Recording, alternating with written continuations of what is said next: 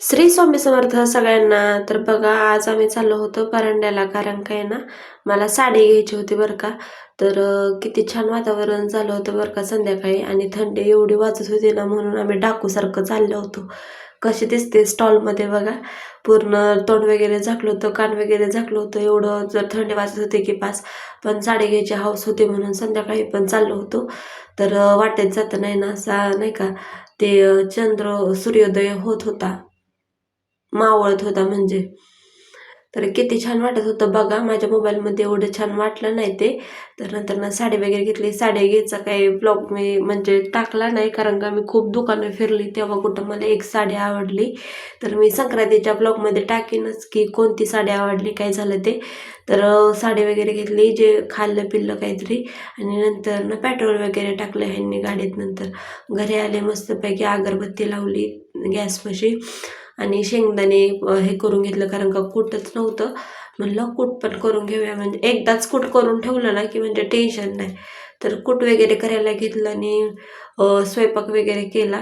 तर संध्याकाळची देवपूजा वगैरे करून घेतली, अगरबत्ती लावली, तारक मंत्र म्हणला, आणि एक माळ जप पण केला.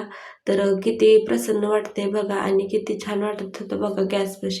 गॅसपाशी अशी अगरबत्ती लावली ना, म्हणजे थोडंसं दूरवर लावायची, तर स्वयंपाक करताना एकदम प्रसन्न वाटतं आणि एकदम छान पण वाटतं. आणि स्वयंपाक करताना कधी पण देवाचं नामस्मरण करत जावा, स्वयंपाक एकदम छान होतो. तर इथे ना मला औषध प्यायला सांगितलं होतं डॉक्टरांनी, तेच मी औषध पित होते. मला 20 ड्रॉप प्यायच्या होत्या. तर चाललं होतं त्याचं 20 ड्रॉप करून प्यायचं. 1 2 3 4 5 6 7 8 9 10 11 12 13 14 15 16 17 18 19 20 अशा ड्रॉप मी टाकल्या आणि पेले. तर हे ना माझ्या पोटामध्ये मूतखडा झाला ना, त्याच्यावरचं ते औषध आहे बरं का.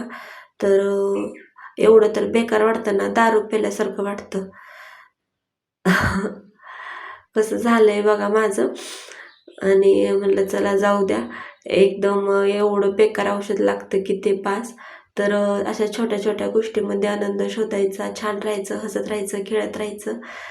आणि इथं परू आली होती आणि मला सांगत होती की मम्मा माझा अभ्यास घे. तर मी तिला म्हणलं की परू थांब जरा.